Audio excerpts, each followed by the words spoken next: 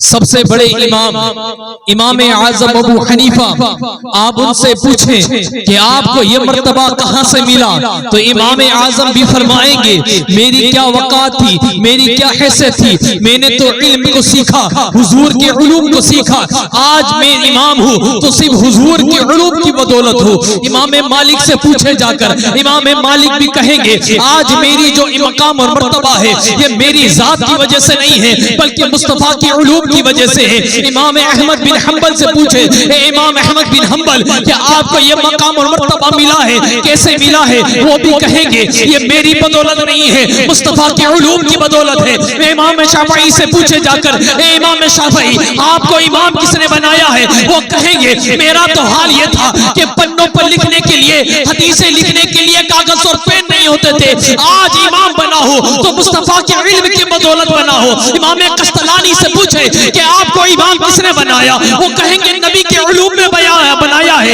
इमाम सोरवर्दी से पूछे कि आपको इमाम किसने बनाया, वो कहेंगे मुझे नबी के उलूम ने बनाया है। गौसे आजम से पूछे कि तुम्हें इमाम किसने बनाया है, वो भी कहेंगे कि नबी के उलूम ने बनाया है। अताए रसूल हिंदल वली हजूर गरीब नवाज रज़ी अल्लाह ताला से पूछे कि तुम्हें हिंदुस्तान का शहंशाह किसने बनाया, वो भी कहेंगे नबी के उलूम ने बनाया है, नबी की विरासत ने बनाया है। आप साबिर कलियरी से पूछे, वो भी कहेंगे मुझे नबी की विरासत ने बनाया है। आप इस सदी के मुजद्दिद आज़म इमाम अहमद रज़ा से पूछे, ए इमाम अहमद रज़ा आज सुन्नियों का दिलों का तारा तो है, बता तुझे किसने बनाया है। इमाम अहमद रज़ा भी कहेंगे मैं तो कुछ न था, ये मुस्तफा का शहर है, ये मुस्तफा का इल्म है कि मुझे स्पर्श से उठाकर अर्श पर बिठा दिया और सुन्नियों का इमाम। नारे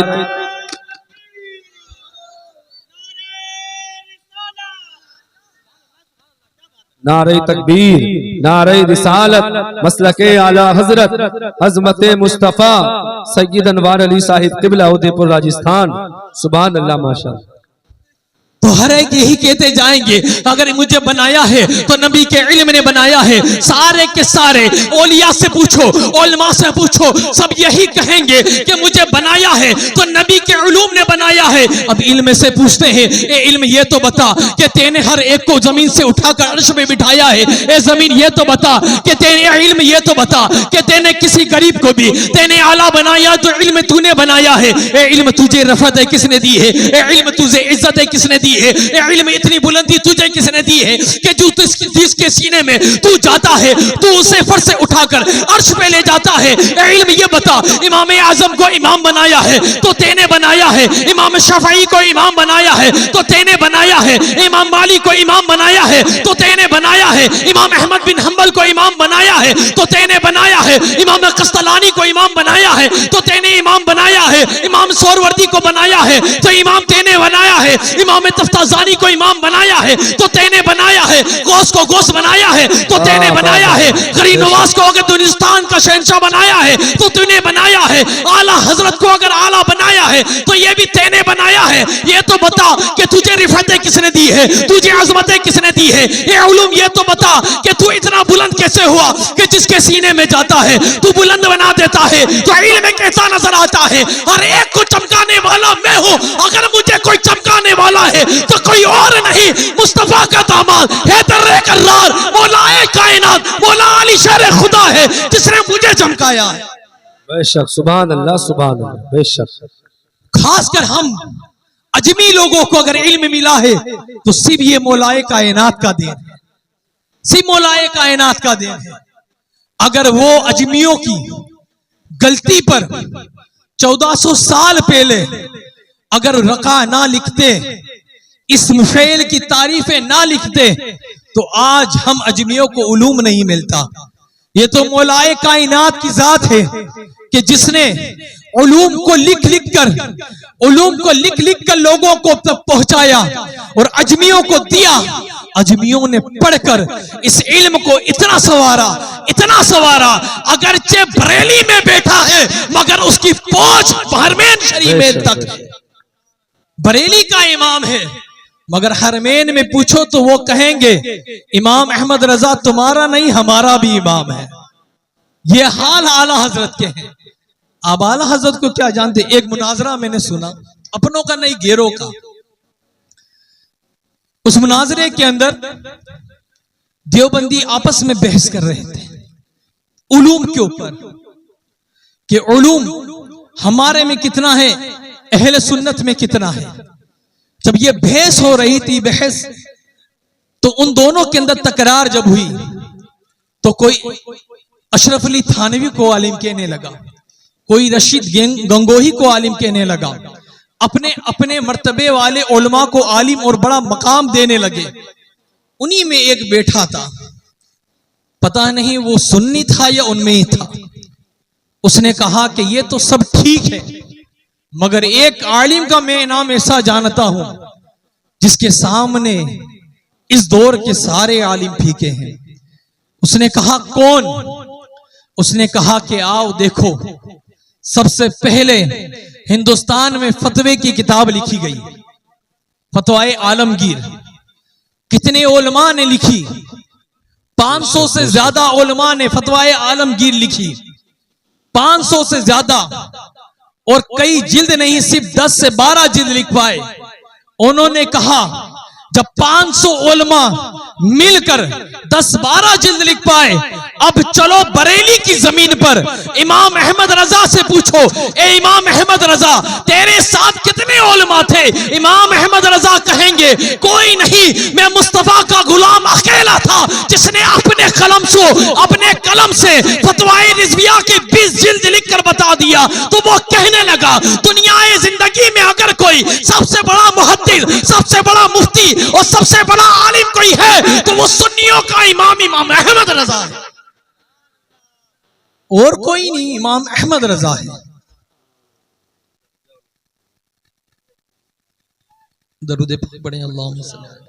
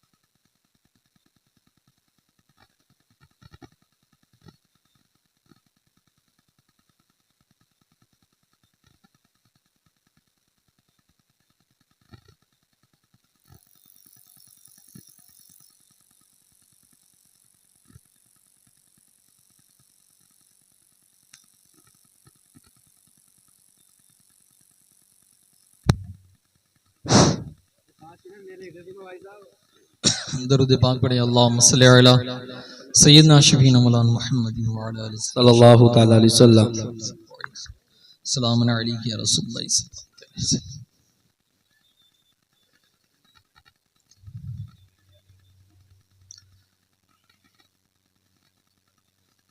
ये मुस्तफ़ा का इल्म है, ये मुस्तफ़ा का उलूम है। जिस किसी को मयस्सर हुआ है वो फर्श से उठकर अर्श तक पहुंचा है। आप पूछे इमाम आजम अबू हनीफा से कि आपकी जिंदगी किस तरह गुजरी है। आप पूछे इमाम आजम से कि आप क्या थे, इल्म में आपको क्या बनाया। इमाम आजम अबू हनीफा रदी अल्लाह तआला अन्हु फरमाते हैं कि मैं जब 5 साल का था, हमारा इमाम आजम जिनकी हम तकलीद करते हैं, फरमाते हैं मैं 5 साल का था, मेरी वालिदा मेरे हाथ पकड़कर कभी इस मदरसे कभी उस मदरसों में घुमाया करती थी, कभी इधर पढ़ाया कभी उधर पढ़ाया। जब मेरी उम्र 7 से 9 साल के बरस के बीच में हुई तो मेरी वालिदा ने मुझे मिस्र भेजा पढ़ने के लिए। इमाम आजम व हनीफा रहमतुल्लाह ताला अलैहि जब मिस्र पहुंचे, मिस्र पहुंचने के बाद जब इमाम आजम ने उलूम को हासिल करने लगे, एक उस्ताद की दरसगाह में बैठने के बाद उस्ताद से इल्म हासिल करना शुरू किया। एक वक्त वो आया कि इमाम आजम अबू हनीफा रहमतुल्लाह ताला अलैहि मदरसे के लिए जा रहे थे कि बीच में कुछ डाकू मिलते हैं।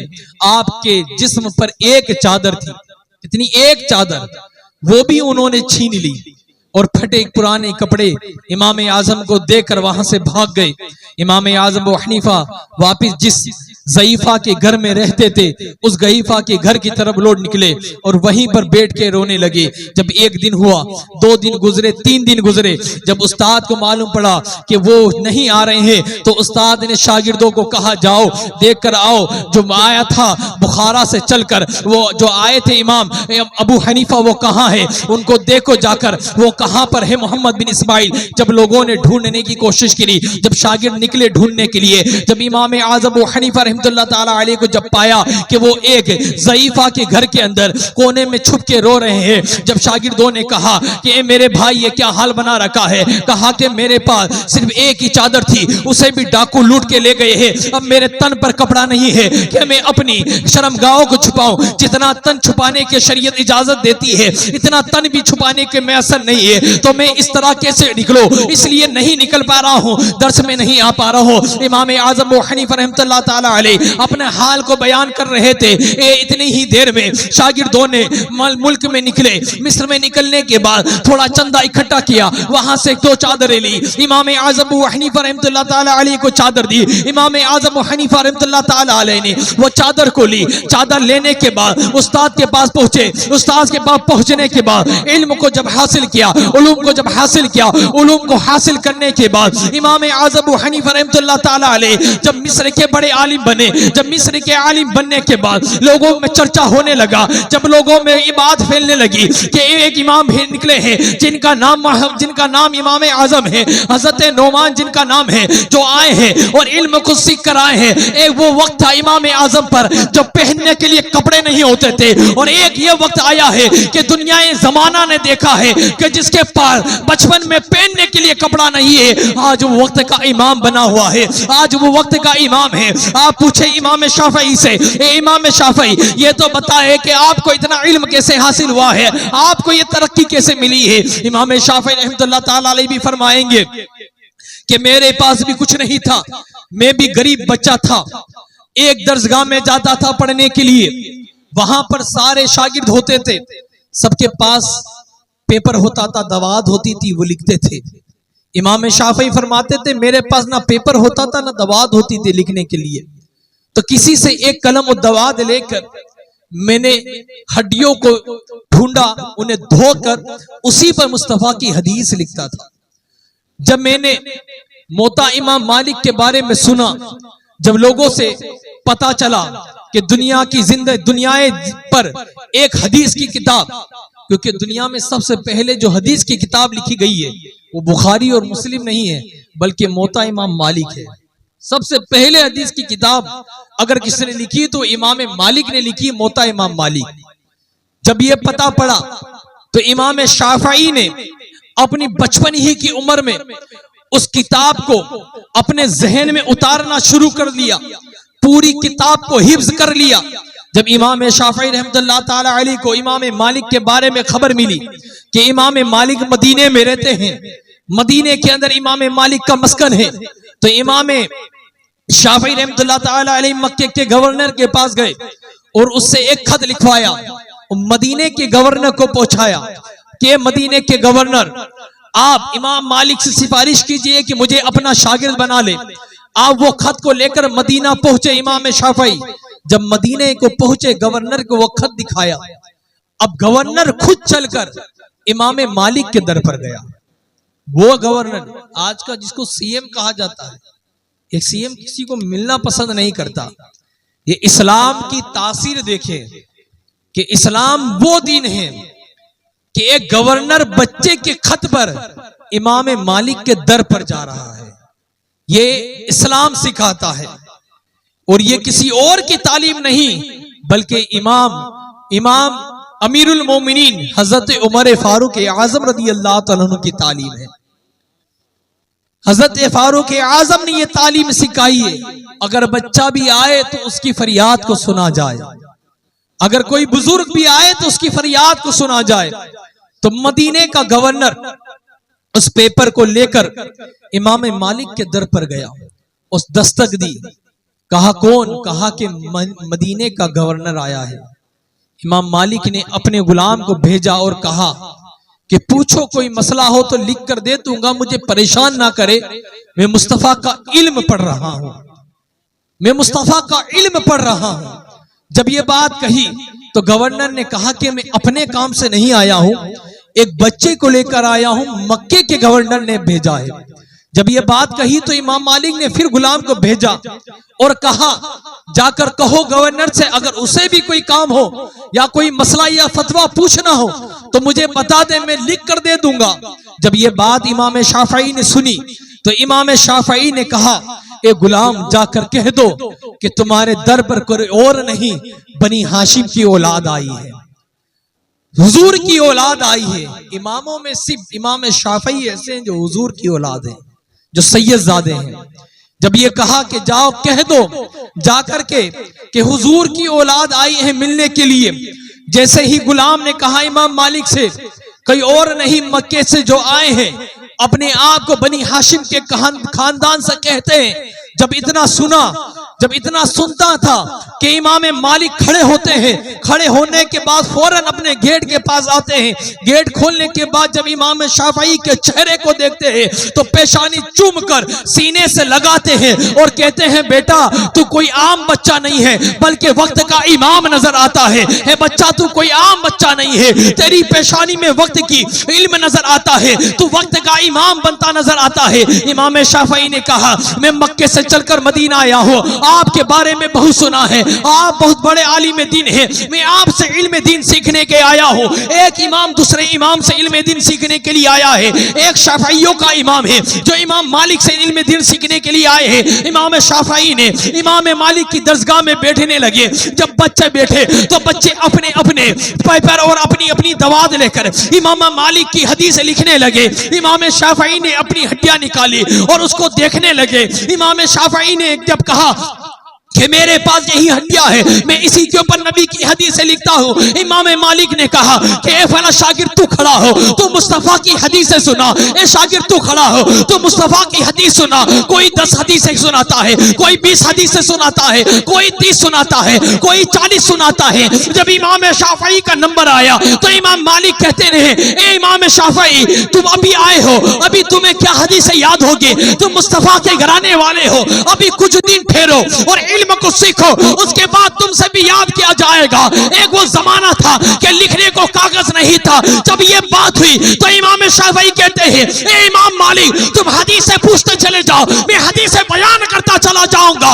इमाम मालिक हदीस से पूछते गए, इमाम शाफई हदीस बताते गए। जब ये बात और सिलसिला चलता रहा तो इमाम मालिक ने कहा, ए बेटा बता तुझे कितनी हदीस याद है? तो इमाम शाफई कहते हैं, जो मुअत्ता आपने लिखी है इस गुलाम को पूरी की पूरी मुअत्ता हिफ्ज़ है।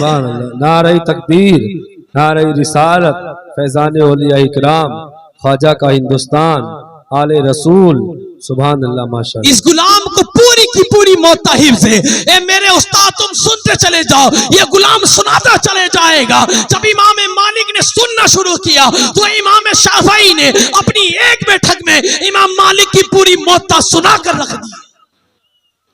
ये इमाम गुजरे हैं जो उलूम के वारिस।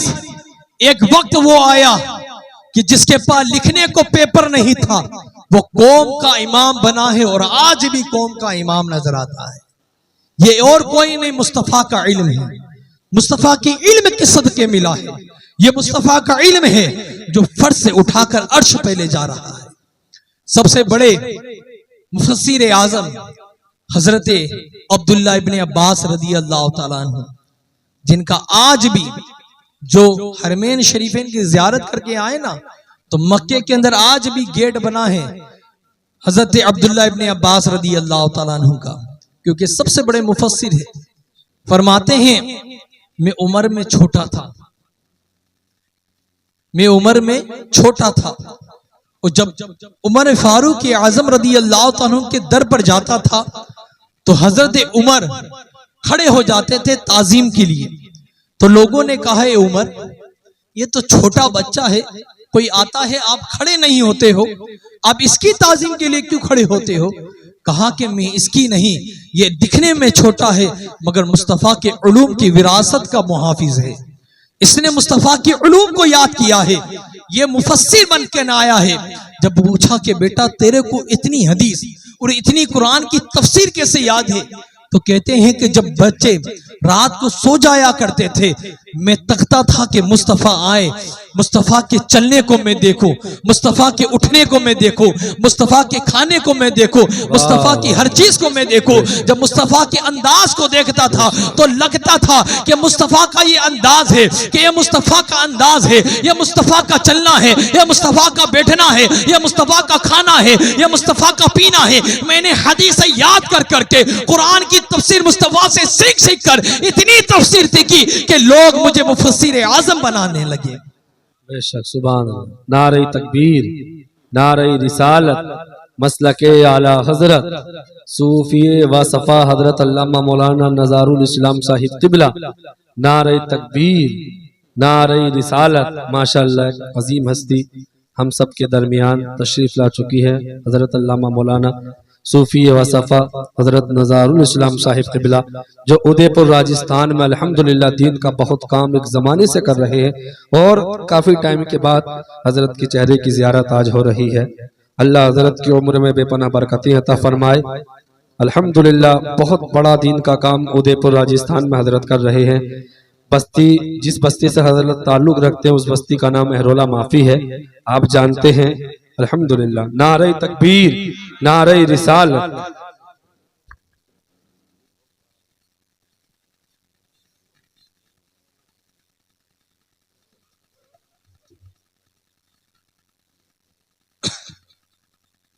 अब आपके सामने पीरे तरीक़त रहबरे शरीयत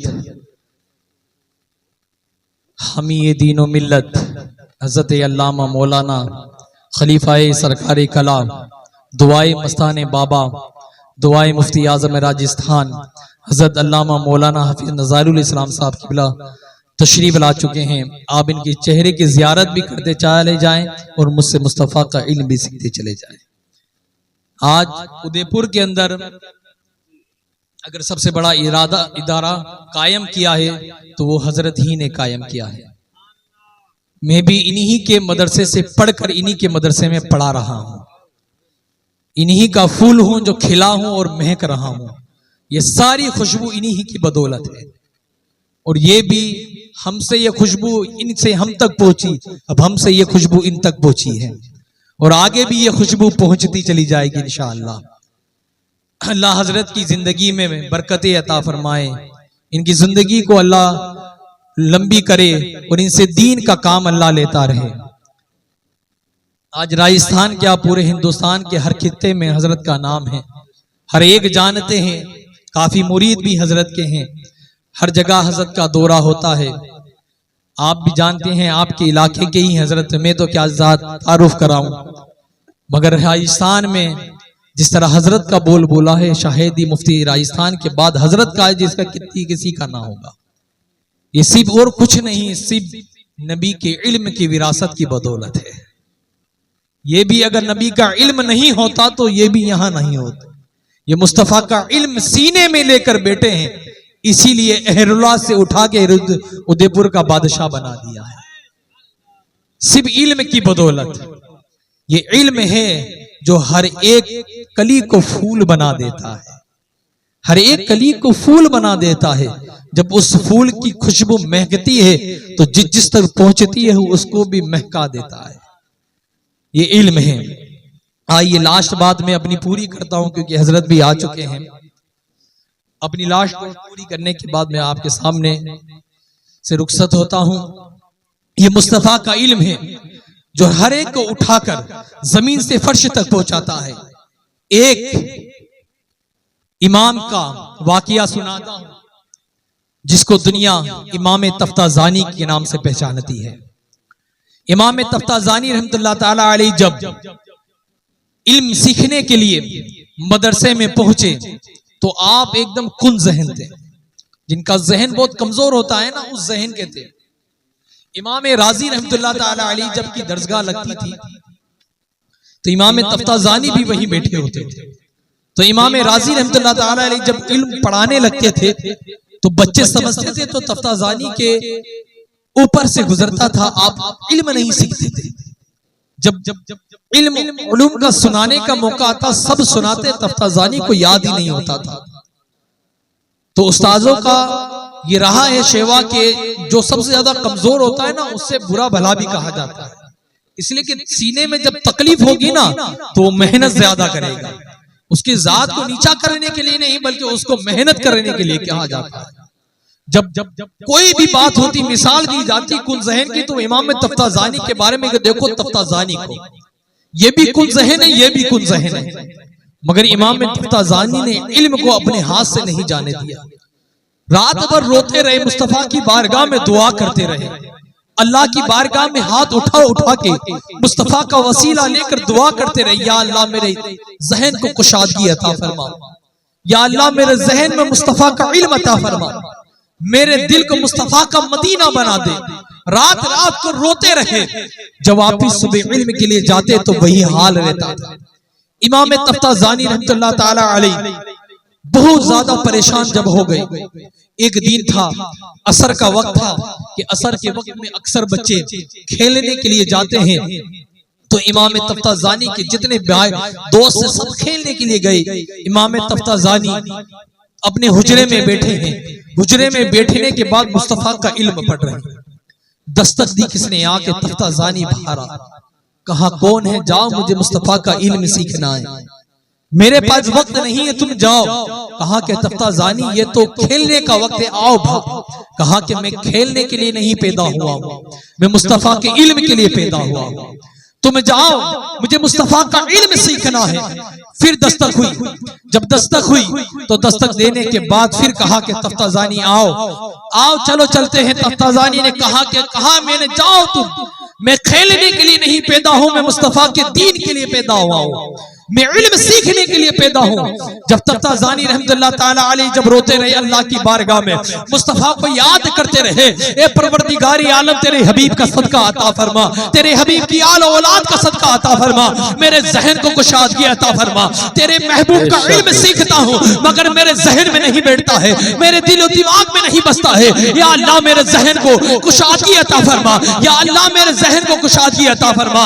ए परवरदिगार आलम मेरे जहन को बुलंदी अता फरमा। इतनी दुआएं कर रहे थे कि फिर दस्तक होती है। तफ्ताजानी ने कहा कौन है, कौन है, जाओ जाओ, मैं खेलने के लिए नहीं पैदा हुआ हूं। जब ये बात कही तो इमाम तफ्ताजानी को फिर आवाज आई, ए तफ्ताजानी चल, तुझे कोई बुलाने वाले आए हैं। कहा कौन आया है, कि जाओ जाओ, मैं नहीं आने वाला, मैं मुस्तफा का इल्म सीखने के लिए आया हूं। जब उसने कहा बुलाने वाला कोई और नहीं बल्कि मदीने वाली सरकार आई है, मुस्तफा जाने रहमत आए हैं, सरकारे कौनेन आए हैं। जो इल्म के वारिस है वही आए हैं। जब तफ्ताजानी ने ये सुना जो सबको भगाता था, आज किताबें पढ़ी, अपनी किताबों को छोड़ा, अपनी दस्तार को छोड़ा, सब कुछ छोड़ने के बाद उठे और गेट की तरफ दौड़ निकले। जब गेट की तरफ दौड़ कर चले गए, जब देखा कि मुस्तफा जाने रहमत सल्लल्लाहु तआला अलैहि वसल्लम तशरीफ फरमा है, इमाम तफ्ताजानी ने कहा या रसूल अल्लाह, मैं रात रात को रोता हूँ, मैं रात रात को रोकर दुआएं करता हूँ, या अल्लाह मेरे जहन को कुशादगी दे दे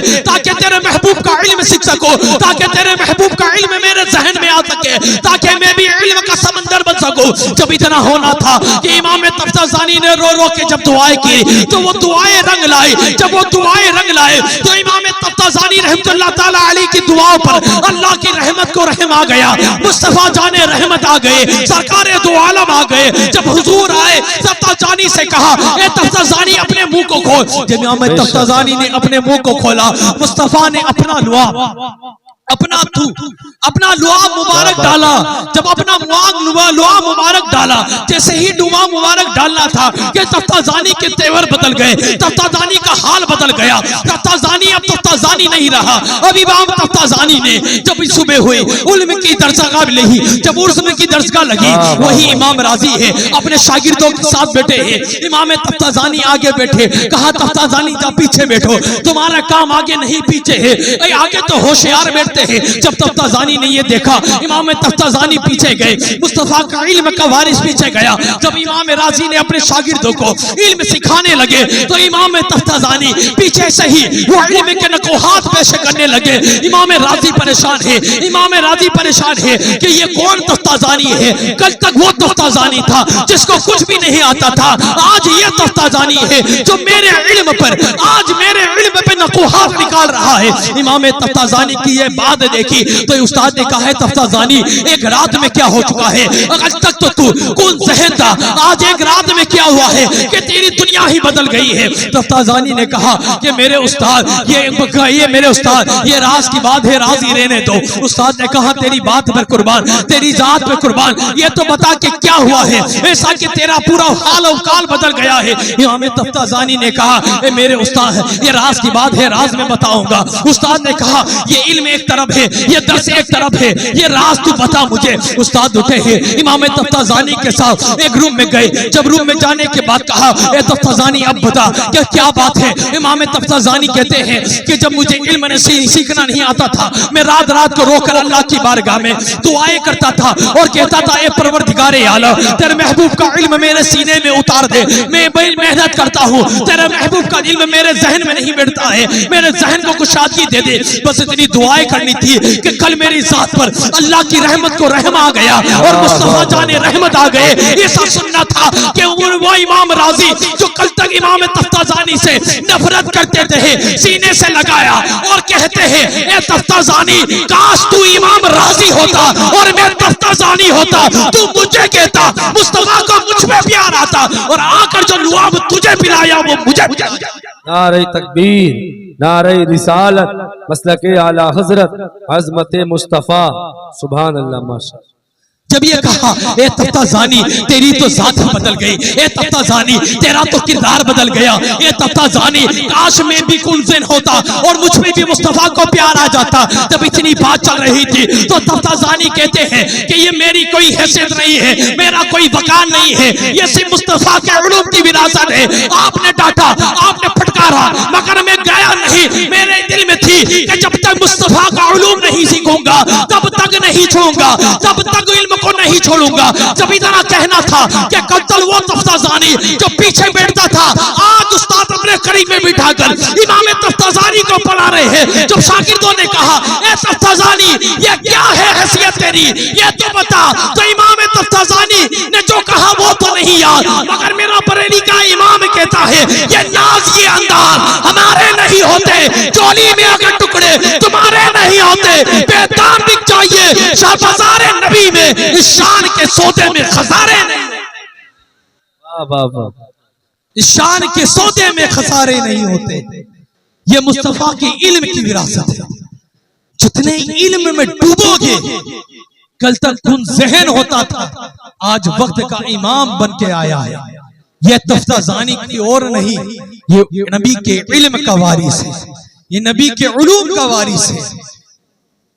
आज तक तुम्हारे इलाके में मुफीद नॉर्मल मुफीद था, आज हर एक आलिम दीन कहता नजर आएगा।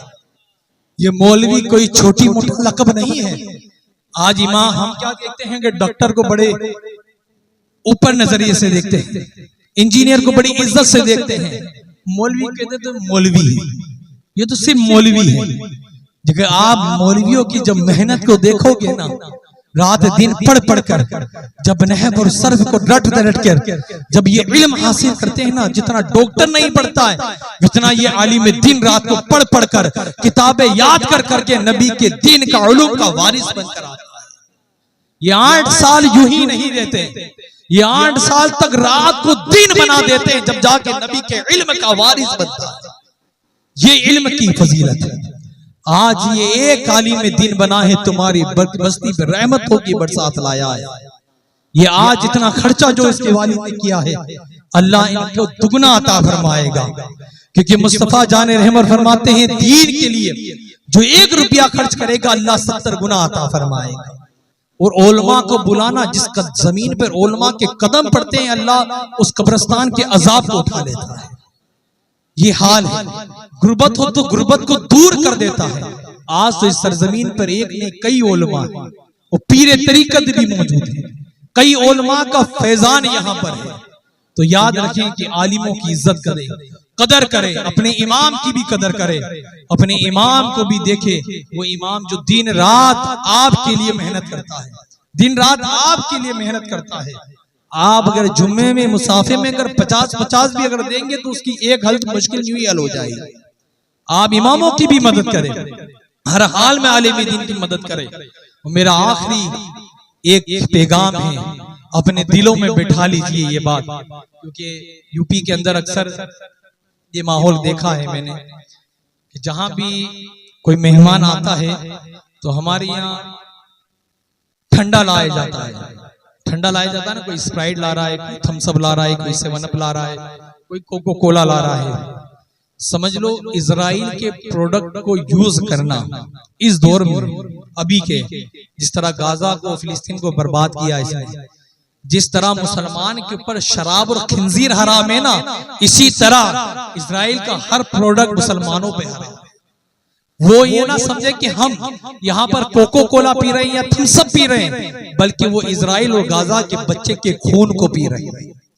ये इजराइल और गाजा के बच्चे के खून को पी रहे हैं, वो खून पीना हराम है।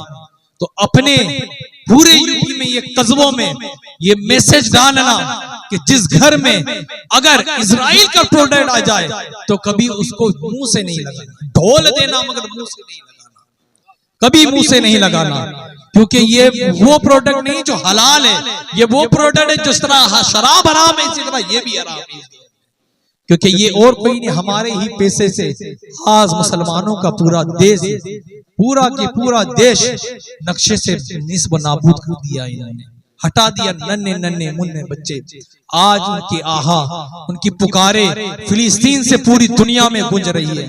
तो अपने दिलों में ये पैगाम पहुंचा लो कि भूखे रह लेंगे, कुछ भी हो जाए, मगर इजराइल के प्रोडक्ट कभी यूज नहीं किएंगे।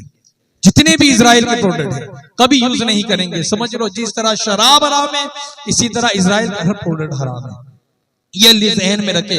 अल्लाह रब्बुल इज्जत अगर इतना ही करेंगे तो इसके करने पर भी अल्लाह आपको सवाब अता फरमाएगा, क्योंकि दुश्मन से, उसकी चीज से भी दुश्मनी करना ये भी दीन का एक पैगाम है। बस ये ध्यान रखें कि जो मुसलमानों का नहीं वो हमारा कभी नहीं हो सकता। हम तो उसी के जिसके दिल में शरीयत की मोहब्बत रहेगी, जिसके दिल में शरीयत है हम उसी के हैं। वमा अलैना इल्लल बलाग। अस्सलामु अलैकुम व रहमतुल्लाहि व बरकातहू।